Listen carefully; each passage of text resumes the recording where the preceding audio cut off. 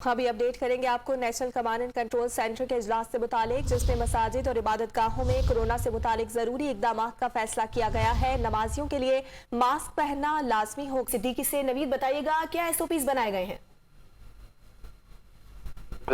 गाहों के लिए जरूरी कोविड प्रोटोकॉल की नमाज का फैसला किया गया है और सिर्फ मुकम्मल वैक्सीन शुदा अफराद को नमाज की इजाजत होगी। मास्क पहनना लाजमी करार दिया गया है। मसाजिद इबादत गाहों से कालीन वगैरह हटाने की हिदायत भी जारी कर दी गई है। नमाजियों के दरमियान 6 फुट समाजी फासला बरकरार रखना लाजिम करार दिया गया है। बुजुर्ग और बीमार अफराद को तरजीहन घर पर ही नमाज पढ़ने की हिदायत जारी की गई है। नमाजी वजू घर पर करके मसाजिद आएंगे।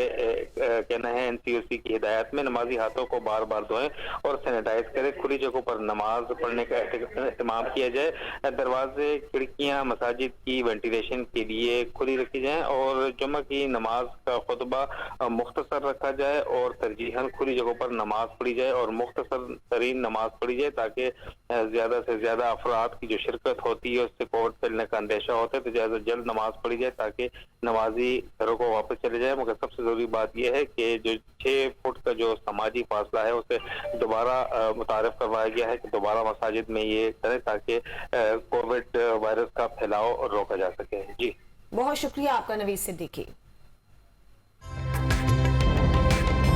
ताज़ा तरीन वीडियोस के लिए हमारा YouTube चैनल सब्सक्राइब करके बेल आइकन प्रेस करिए ताकि आपको मिले हर अपडेट सबसे पहले।